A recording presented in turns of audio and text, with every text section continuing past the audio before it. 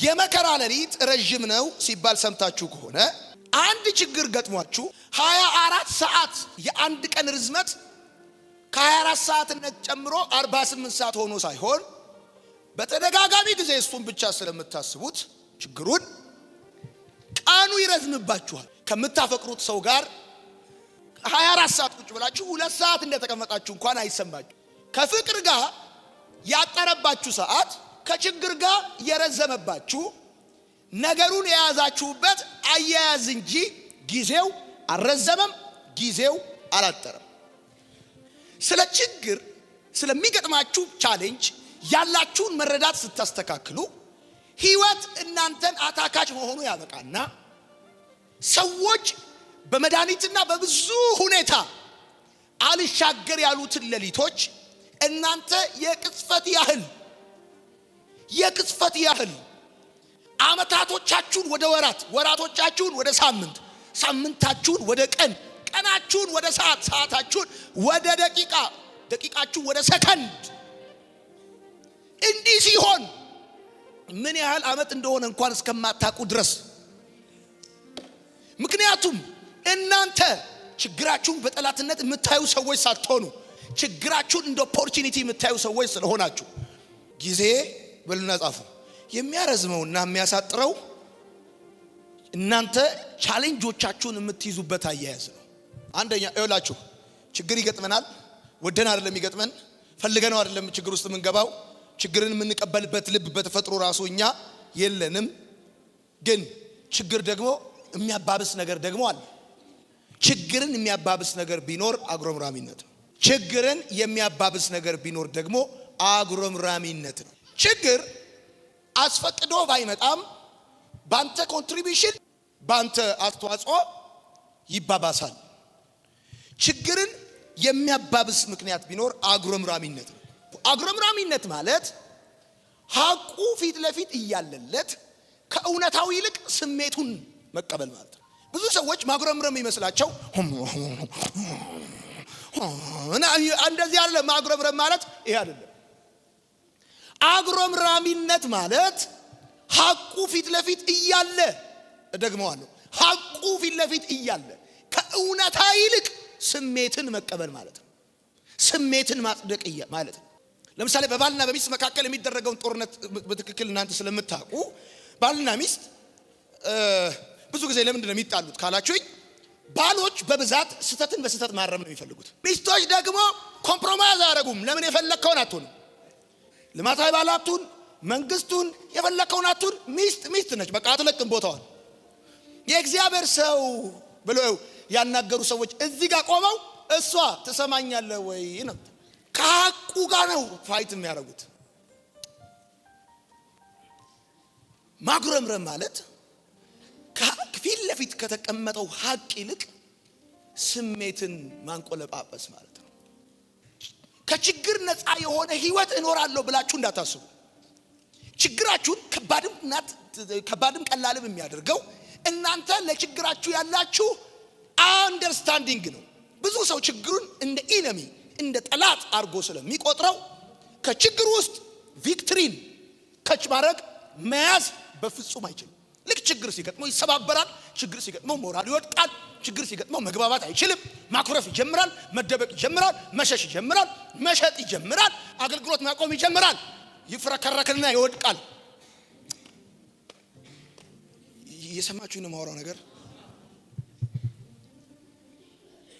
ብዙ ሰዎች ስለ ችግር ያላቸውን አንደርስታንዲንግ ሳይቀይሩ ትዳር ይቀይራሉ።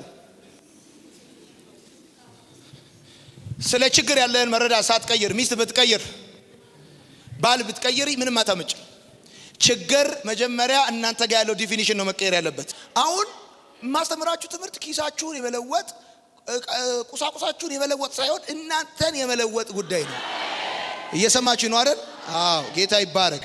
ይኸውላችሁ ዘጸአት መጽሐፍ ምዕራፍ 6 ቁጥር 29 ላይ ከጻፋችሁ አይደል? እንዲህ ብላችሁ ጻፉልኝ። ከችግራችሁ የመውጫ መንገዱ አስቸጋሪው መንገድ ሊሆን እንደሚችል ተረዱ። ብዙ ሰዎች ከችግር መውጣት ይፈልጋሉ፣ ከችግር መውጣት ያስባሉ።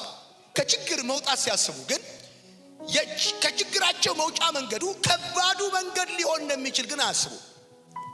የሚገርማችሁ ከችግራችሁ የምትወጡበት መንገድ በጣም ቀላሉ ኮምፎርታብል፣ ምንም አይነት ነገር ግን የሌለው እንቅፋት የሌለው ምንም አይነት ፔን የሌለው ከችግር መውጫ መንገድ የለም።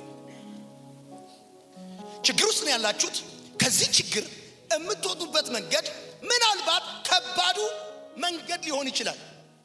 ከከባዱ ችግር በቀላል መንገድ መውጣት የምትፈልጉ ሰዎች ይልቁኑ እንደውም ወደ ተወሳሰበና ከባድ ወደ ሆነ የህይወት ችግር እንድትገቡ ነው ምክንያት የሚሆናችሁ። የሚገርማችሁ ብዙ ሰዎች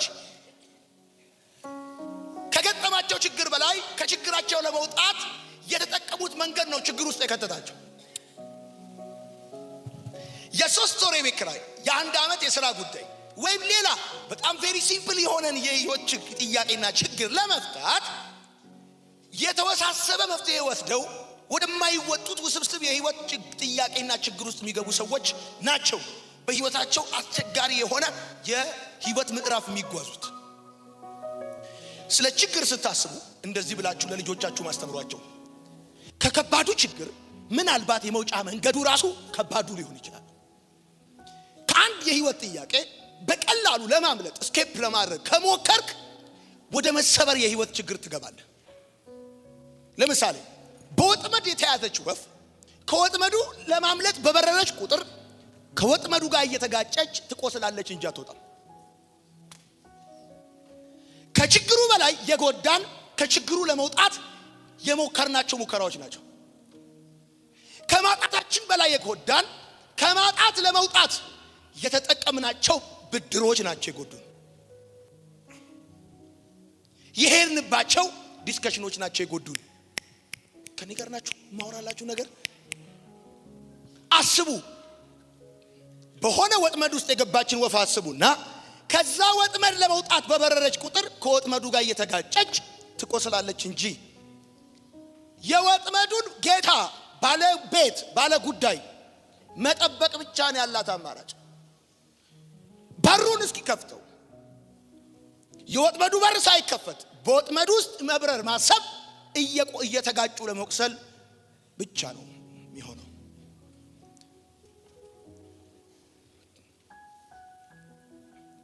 ጥያቄያችሁ ምንም ይሁን ከጥያቄያችሁ ለመውጣት የምትጠቀሙበት መንገድ ከባዱ ሊሆን ይችላል። ዘጸአት እናንብበው። አውጡ መጽሐፍ ቅዱሳችሁ እናንብበው። እግዚአብሔርም ሙሴን ተናገር አለው። እኔ እግዚአብሔር ነኝ፣ ለአብርሃምም ለይስሐቅም ለያዕቆብም ሁሉን እንደሚችል አምላክ ተገለጥኩ። ነገር ግን ስሜ እግዚአብሔር አልታወቀላቸውም ነበር። የተሰደዱባትን ምድር የእንግድነታቸውን የከነዓን ምድር እሰጣቸው ዘንድ ከነርሱ ጋር ቃል ኪዳኔን አቆምኩ። ደግሞ እኔ ግብፃውያን የገዟቸውን የእስራኤል ልጆች ለቅሶ ሰማሁ፣ ቃል ኪዳኔንም አሰብኩ። ስለዚህም ለእስራኤል ልጆች እንዲህ በላቸው፣ እኔ እግዚአብሔር ነኝ፣ ከግብፃውያን ባርነት አወጣችኋለሁ፣ ከተገዥነታችሁም አድናችኋለሁ፣ በተዘረጋ ክንድ በታላቅ ፍርድም እታደጋችኋለሁ። ለእኔም ሕዝብ እንድትሆኑ እቀበላችኋለሁ፣ አምላክ እሆናችኋለሁ። እኔም ከግብፃውያን ባርነት ያወጣኋችሁ እግዚአብሔር አምላካችሁ እንደሆንኩ ታውቃላችሁ። ለአብርሃምና ለይስሐቅ ለያዕቆብም እሰጣት ዘንድ ወደ ማልኩባት ምድር አገባችኋለሁ፣ እርሷንም ርስት አድርጌ እሰጣችኋለሁ። እኔ እግዚአብሔር ነኝ።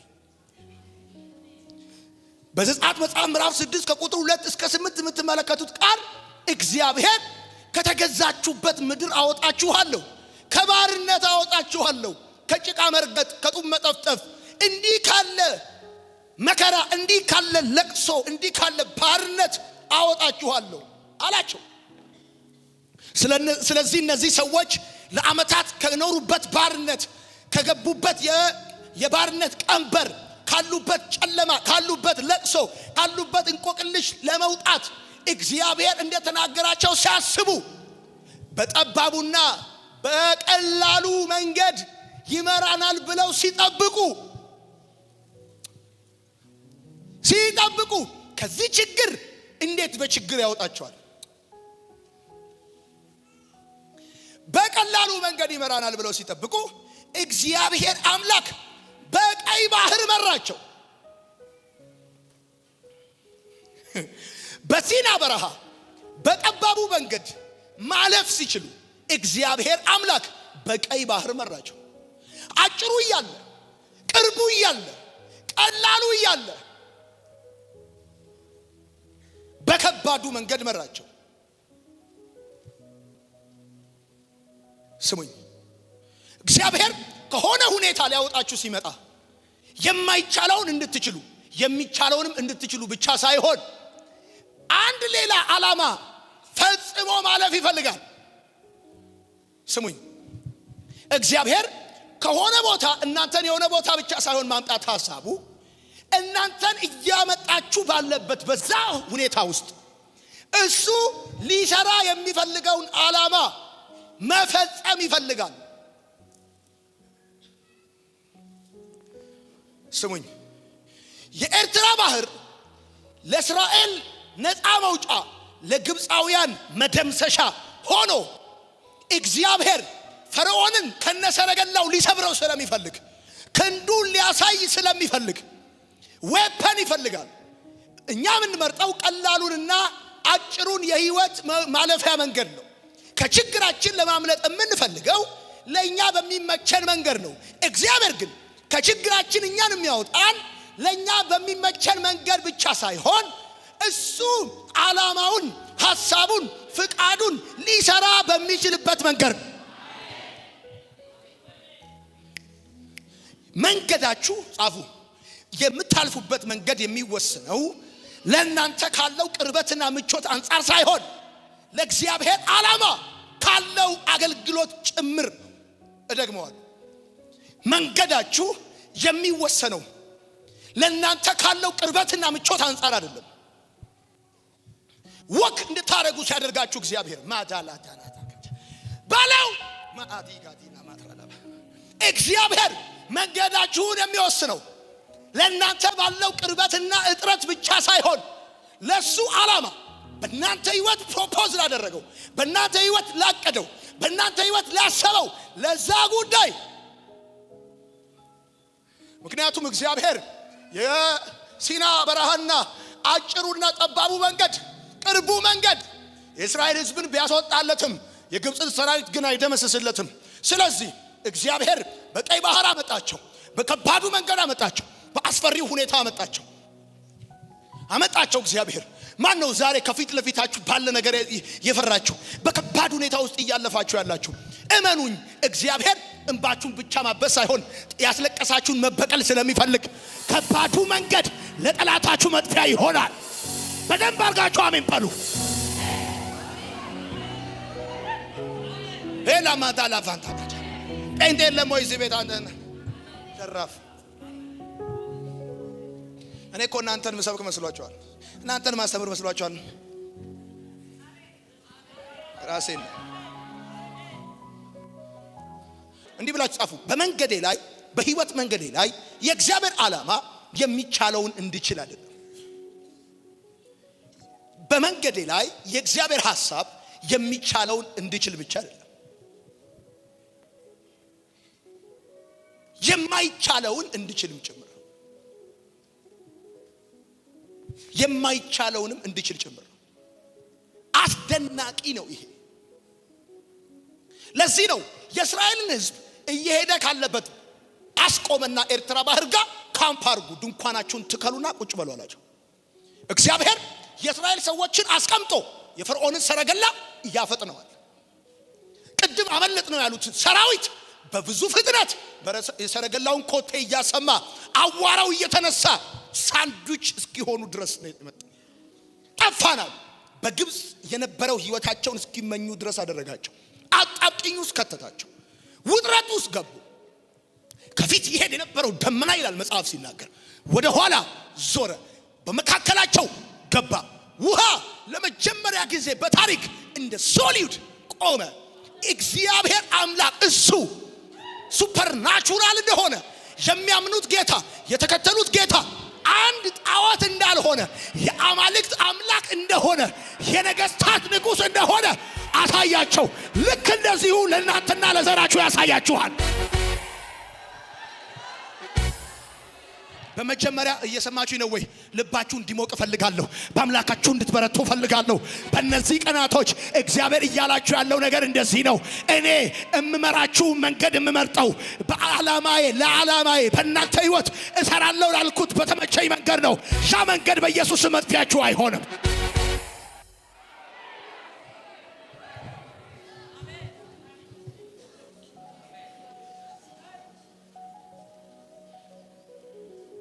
ግን እነሱ እንደዚህ አሉ።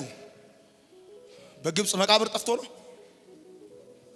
ጠፍቶ ነው እዛ ሆነን ብንሞት ይሻል ነበር አሉ።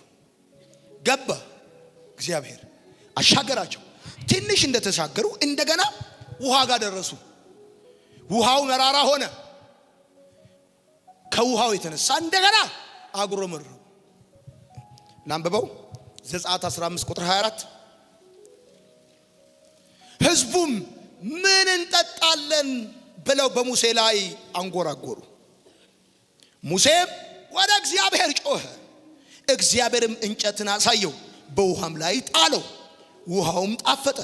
በዚያ ሥርዓትና ፍርድን አደረገላቸው፣ በዚያም ፈተናቸው።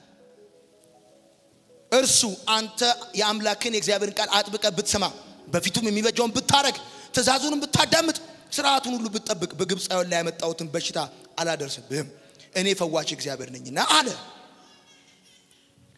ይሄንን ብሎ ዝቅ ሲል ማሳሰቢያን ይሰጣቸዋል። አንብቡት። እስራኤላውያን እንደዚህ የሚል ማሳሰቢያ ሰጣቸው። ማጉረምረማቸው በበዛ ቁጥር ወደ ከነዓን የመድረሻቸው ጉዞ እየረዘመ እንደሚሄድ ማሳሰቢያ ሰጣቸው። እንዲህ ብላችሁ ጻፉ። ማጉረምረምና ችግርን ማብሰልሰል፣ ማጉረምረምና ችግርን ማብሰልሰል፣ ማማረር እና ችግርን ማጦዝ የትም አያደርስም። ማጉረምረም፣ ማማረርና ችግርን ማጦዝ። አንዳንድ ሰዎች ችግር በማጦዝ በጣም የተባረኩ ናቸው። ችግር ነው የሚያጦዙት። ቤተ ክርስቲያን ላይ ከችግሩ በላይ ችግር የሚሆኑ ሰዎች አሉ። ደግመዋለሁ። ከችግሩ በላይ ችግር በማባበስ ችግር የሚሆኑ ሰዎች አሉ። በትዳሩም ውስጥ ራሱ ፈገግ ብለ፣ ሳቅ ብለ፣ ቀለል አርገ፣ ቴክ ኢት ኢዚ ብለ፣ ስቀ ቀልደህበት ከማለፍ ይልቅ እኔ የፊት አውራሪ ዲነግዴ እንዲሉን አቤት እንዲሉን ማለት ነው ይላችሁ። እንዲህ ብላ በጌታ ወዳቸዋል። ችግርን ማንቆለጳጳስ፣ ማጋነን፣ ማጦዝ የትም አያደርስም። ነገር ያስረዝምብሃል እንጂ፣ ዘመን ያስረዝምብሃል እንጂ።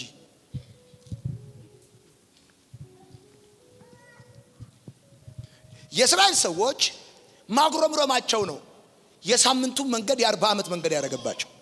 ችግር ማጋነን የሚወዱ ሰዎች አሉ። ለምሳሌ 500 ሰው አስጠምቀን ወደ እግዚአብሔር ቤት አስገብተን 5 ሰው ሊወጣ ይችላል። ከገቡት 495 ሰዎች ይልቅ የወጡትን 5 ሰዎች ማራገብ የሚወዱ ሰዎች ተመልከቱ። ይው ይላሉ። ለምሳሌ ወደ እኔ ዙሩማ እስቲ ዞር። አዎ ወገባችሁ ሚስራ። ለምሳሌ በጌታ በደንብ ስሙኝ። ለምሳሌ እንኳን እኛ ከኛ በፊት የሆኑትም አባቶቻችን የሚመሯቸው ቸርቾች እንኳን ብዙ ችግር አለ። ብዙ አስተዳደራዊ ችግር አለ። ምን ነው በጣም ብዙ ችግር አለ። እኔ አንዳንድ ሰዎች ይመጡና እንደዚህ ይሉኛል። ከባባድ ኬዝ የእግዚአብሔር ሰው እንደዚህ ኬዙን አየውና ራሴን አያለሁ። ሳየው እኔ አነስተኛ መለስተኛ ክሊኒክ ነኝ።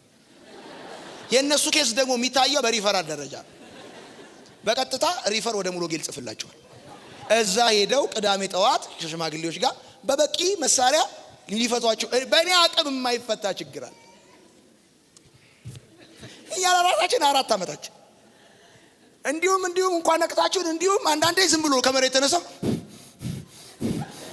የሚያረጋን አባባሌ ገብቷችኋል ወይ? በተለይ ወጣት ካለ ችግር አለ። በቃ ምንም እኮ አንዳንድ ሰው በተለየ ሁኔታ በቃ ትውልዱ ሀገሩ ምን ይላል። ወጣት ካለ ችግር አለ። ዋናው ጉዳይ ችግሩ እንዴት ሚኒማይዝ አድርገን ትክክልን እንዴት እንጨምር። ችግር አልኳችሁ ማጉረምረም ያባብሰዋል አልኳችሁ አይደል? ከችግር ለመውጣት ከፈለጋችሁ የመጀመሪያ ከህይወታችሁ ማስወጣት ያለባችሁ ድንዳኔ ነው። ድንዳኔ ነው።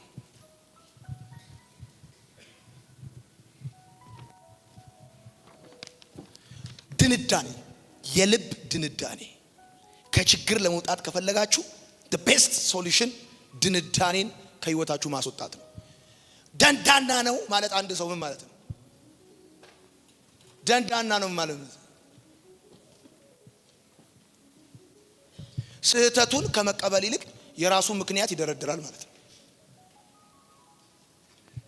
ስህተቱን አይቀበልም፣ ምክንያቱን ይደረድራል። ለምን እንደዚህ ያርክስ ትለው ምክንያቱን የሚደረድረው አዎ ይሄን በማድረግ ጥፋት ነው ከማለት ይልቅ ሲጀመር እሷን እንዲህ መናገር ለምንድን ነው ጥርሷን ያወለቃት? ጥርሷን ማውለቅ ስህተት እንደሆነ አዎ ስህተት ነው ከማለት ይልቅ ሲጀመር እንደዛ እኔ ልታየኝ አይገባም ነበር።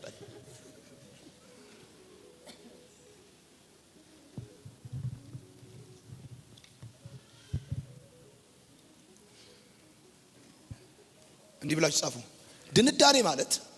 ድንዳኔ ማለት አስቸጋሪነታችንን ፍትሃዊ ለማድረግ የራስ ሚዛን ማቆም ማለት ነው። የራሳችንን አስቸጋሪነት ሌጂቲሜት ለማድረግ ህጋዊ ለማድረግ መንግስታዊ ለማድረግ የራሳችንን ሚዛን ማስቀመጥ ማለት ነው ድንዳኔ ማለት።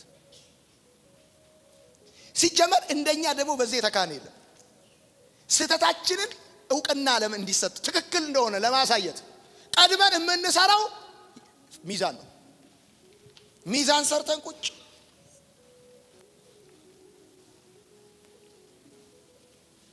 ሚዛን ሰርተን እንቀመጣለን። እንዲህ ብላችሁ ጻፉልኝ። ችግር ባህሪን አይሰራም፣ እውነተኛ ባህሪን ይገልጣል እንጂ። ወይኔ ይሄ ገባይ ቀን ሰሞኑን አመሌን ሁሉ እየሰበሰብኩ ነው። ችግር ባህሪን አይሰራም፣ ባህሪን ይገልጣል እንጂ። እግዚአብሔር ችግር ወደ እናንተ የሚያመጣው አንዳንዴ ካራክተራችሁን ኤክስፖዝ ለማድረግ ነው።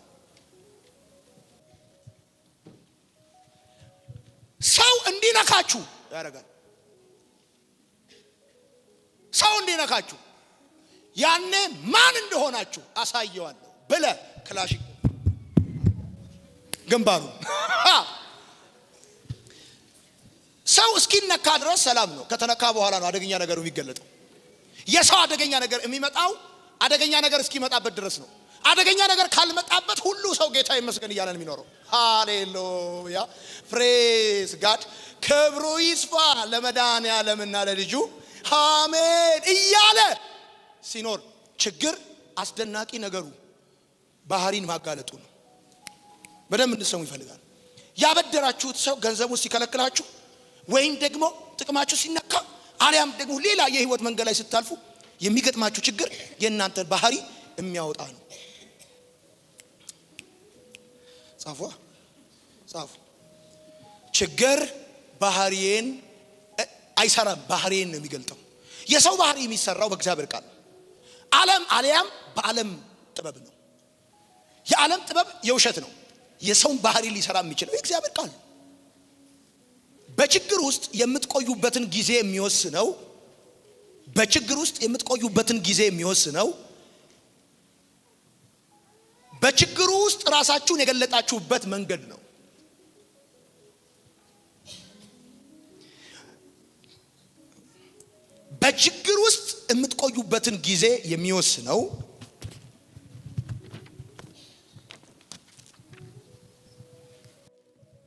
በችግር ውስጥ የምትቆዩበትን ጊዜ የሚወስነው እናንተ ራሳችሁን በችግር ውስጥ የገለጣችሁበት መንገድ ነው። እናንተ ራሳችሁን በችግር ውስጥ የገለጣችሁበት ሁኔታ ችግሩ እንዲረዝምም እንዲዘገይም ያደርገዋል። ለምሳሌ ስህተትን ተቀብላችሁ በእግዚአብሔር ምህረት ለመጓዝ ከመወሰን ይልቅ ምክንያት እየደረደራችሁ የራሳችሁን ትክክለኝነት ለማረጋገጥ ሚዛን በመስራት ከተጠመዳችሁ እግዚአብሔር በእናንተ ከመስራቱ በላይ ዋና ጉዳዩ እናንተን መስራቱ ስለሆነ እግዚአብሔር ለእናንተ ቤት ከመስራቱ በላይ ዋና ጉዳዩ እናንተን መንፈሳዊ ቤት አድርጎ መስራቱ ስለሆነ ዋና ጉዳዩ ለእናንተ መኪና ከመምጣቱ በላይ የእግዚአብሔር ዋና አጀንዳ ለምሳሌ እግዚአብሔር እኔን ሳይሰራ በእኔ ቢሰራ ከስሯል እንጂ አላተረፈም።